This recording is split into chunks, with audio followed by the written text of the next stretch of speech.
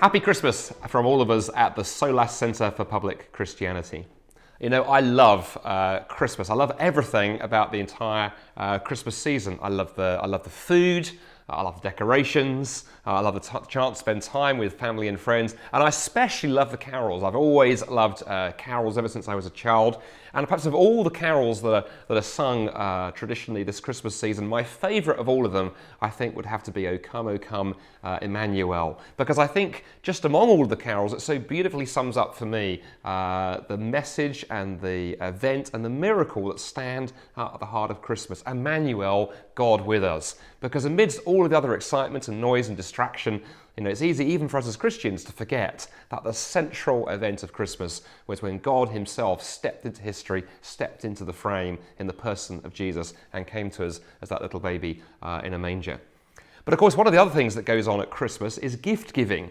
And gift giving can be quite a pressure for people. You know, figuring out the right gift for the right person that really, you know, says exactly what you want to say about your relationship with them.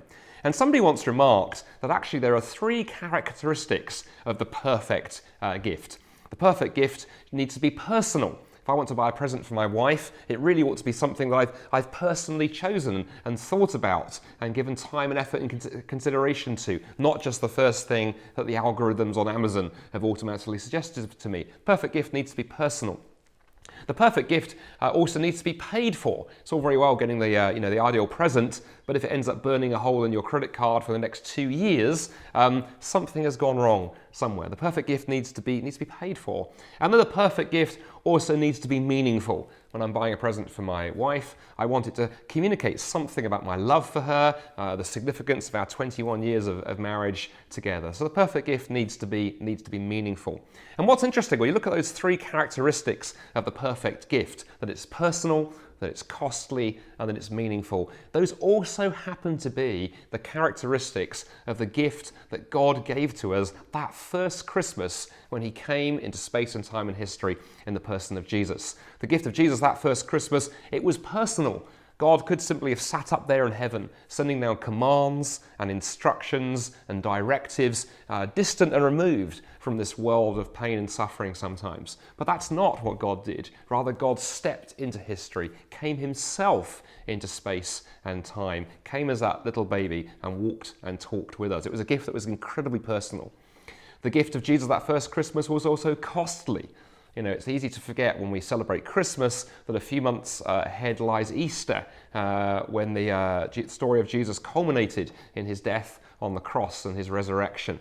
And that's a price that he paid of his very own life for us to put right what's gone wrong in our hearts and our lives and the world. It just shows that there was an incredible cost attached to that gift. But God didn't shy away from that price, but paid it personally in the person of Jesus.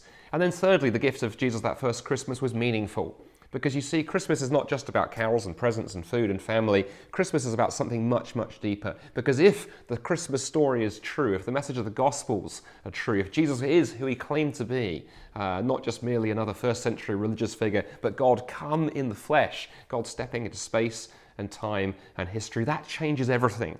Not least, it means we don't live in a world where the ultimate reality is atoms and particles and molecules, but we live in a world actually much, much richer than that. A world in which a relationship with the God who stepped into history that first Christmas is possible. And so if you have not yet accepted the gift of Jesus, if you haven't discovered what that means to encounter that gift that is personal, that gift that was costly, and that gift that was meaningful, why don't this Christmas you invite Jesus, Emmanuel, God with us, to be God with you? I'd just love to end this video by just reading you some very famous words from Matthew's Gospel in the New Testament, often read in carol services up and down the land at this time of year. We read these words: Mary will bear a son, and you shall call his name Jesus, for he will save his people from their sins. All this took place to fulfill what the Lord had spoken by the prophet. Behold, the virgin shall conceive and bear a son, and they shall call his name Emmanuel, which means God with us. Happy Christmas.